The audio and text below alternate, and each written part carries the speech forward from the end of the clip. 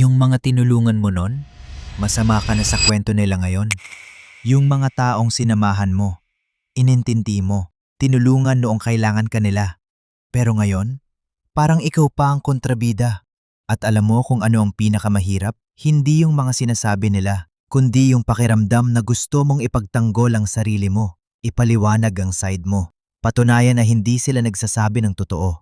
Pero habang tumatanda ka, may isang bagay kang natututunan. Hindi lahat ng tao ay kailangang maintindihan ka. At hindi lahat ng maling kwento kailangan mong itama. Kasi alam mo ang totoo. Alam mo kung paano ka tumulong. Alam mo kung ano ang ginawa mo para sa kanila. Hindi mo kailangang humingi ng approval sa mga taong pinili ng paniwalaan ng sarili nilang kwento. At sa huli, mas mahalaga ang tahimik na isip kaysa manalo sa argumentong wala namang saysay. Mas payapa ka na ngayon, mas masaya ang buhay mo, at wala ka nang kailangang patunayan sa kahit sino.